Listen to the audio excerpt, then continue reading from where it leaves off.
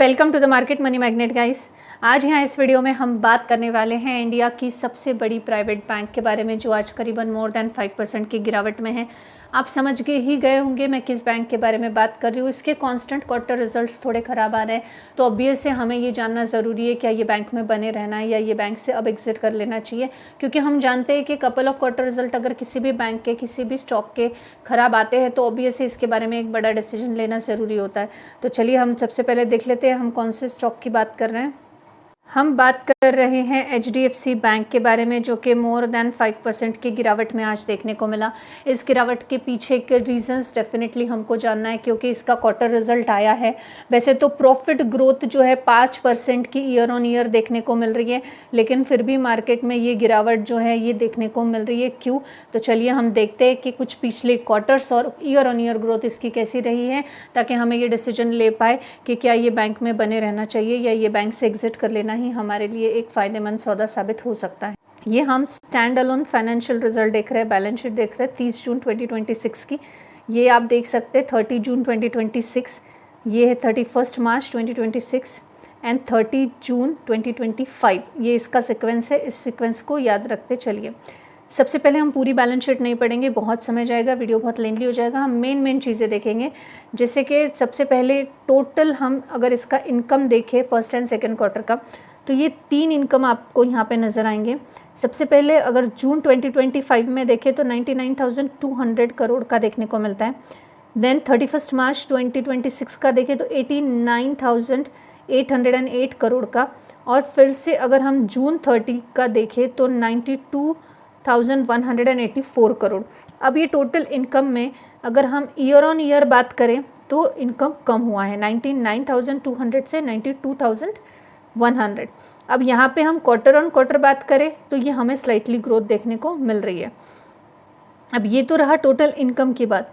अब इसके अलावा अगर हम टोटल एक्सपेंसेस देखें कंपनी के, तो एक्सपेंसेस भी एक्सपेंडिचर अगर हम देखें तो आप यहाँ पे देख सकते हैं 63,455, 62,005 एंड 64,016 करोड़ के देखने को मिल रहे हैं।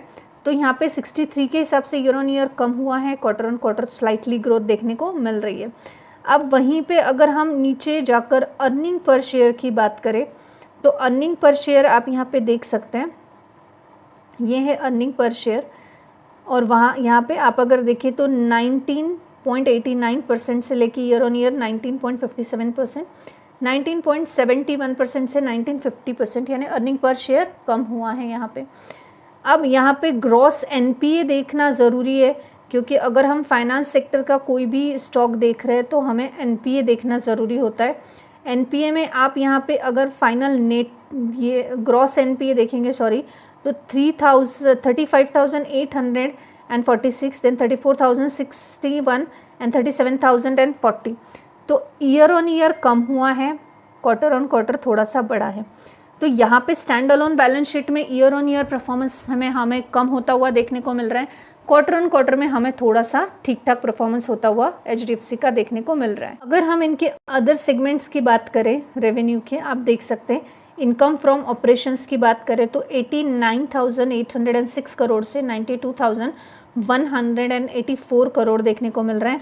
और यहाँ पे 99,200 करोड़ से लेके आपको यहाँ पे एनुअली कम होता हुआ देखने को मिलेगा, और क्वार्टरली स्लाइटली ग्रोथ देखने को अदर सेगमेंट में भी देखने को मिल रही है। वहीं पे आप अगर लायबिलिटीज़ की बात करें तो आप यहाँ पे लायबिलिटी क्लियर देख सकते हैं 3,43,136 देखने को मिल रहा है। वहीं पे 34 से 38 एंड 38 यानी एनुअली बढ़ा है, और क्वार्टरली भी स्लाइटली ग्रोथ देखने को मिल रही है।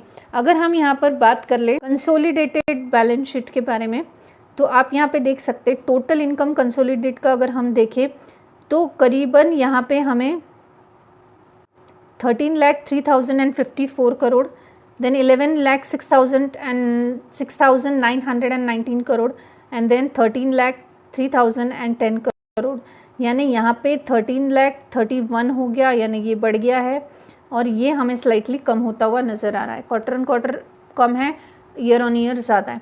बेसिकली चाहे हम कंसोलिडेटेड देखें चाहे हम स्टैंड अलोन बैलेंस शीट देखें, year on year performance weak है, क्वार्टर ऑन क्वार्टर में स्लाइटली ग्रोथ देखने को मिली है। अब HDFC का ऐसा ट्रिगर पॉइंट क्या हुआ कि जिस वजह से HDFC इतना क्रैश होता हुआ देखने को मिला? ईयर ऑन ईयर 5% की ग्रोथ है, जो कि बिलो एक्सपेक्टेशन रही है मार्केट की एक्सपेक्टेशन HDFC से बहुत ज़्यादा है। एनालिसिस्ट का एक्सपेक्टेशन नंबर जो था वो नेगेटिवली होने की वजह से सरप्राइजिंगली हमें यहाँ पे लॉस देखने को मिला। इमीडिएट सेलिंग प्रेशर आता हुआ देखने को मिला है। मार्जिन डिक्लाइन हुआ है, जैसे कि अभी हमने देखा नेट मार्जिन तो NIM जो था ये हमें गिरता हुआ नजर आया है। लास्ट ईयर का लोअर प्रॉफिटेबिलिटी पर लोन्स देखने को मिल रही है, प्रेशर देखने को मिल रहा है कोर बैंकिंग पे। NIMs जो है ये हार्ट होता है अर्निंग का, और यही हम बैंक्स को जो है ग्रोथ या फिर डिक्लाइन दोनों की तरफ इंडिकेट करता है।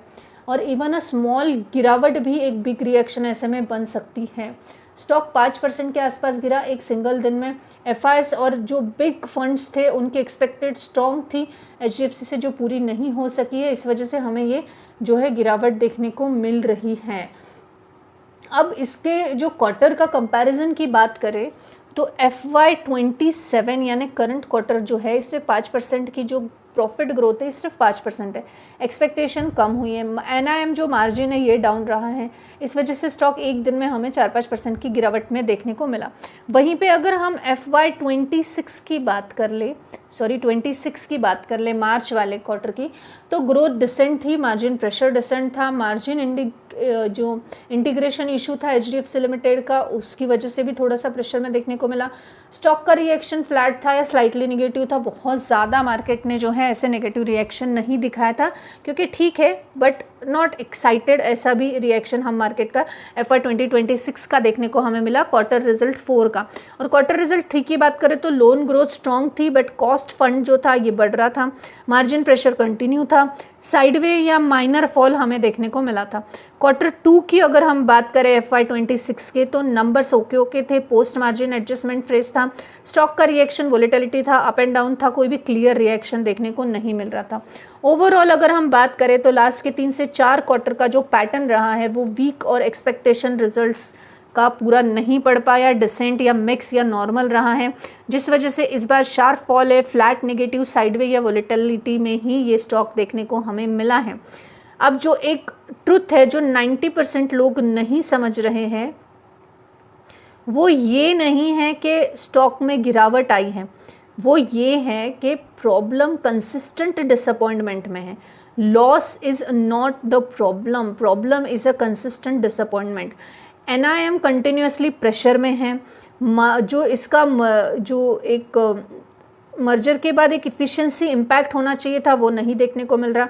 मार्केट को एक्सपेक्टेशन HDFC से हाई ग्रोथ थी मैकेनिज्म की, वो पूरी नहीं हो पा रही है, बट ग्रोथ अब नॉर्मल बैंक जैसा लग रहा है, कोई बहुत एक्स्ट्राऑर्डिनरी नहीं लग रहा है। लास्ट एक क्वार्टर नहीं बल्कि लास्ट 3 से 4 क्वार्टर से स्टॉक अंडर परफॉर्म कर रहा है, बट आज का फॉल बिगेस्ट फॉल था क्योंकि एक्सपेक्टेशन हाई थी और रिजल्ट वीक आया है। अब हमको आपको रिजल्ट पसंद आकर कोई फ़ायदा है नहीं, पूरे मार्केट को पसंद नहीं आया है। जब स्टॉक में एक गुड कंपनी हो बट मल्टीपल क्वार्टर से अंडर परफॉर्म कर रही हो, then it become a time correction stock.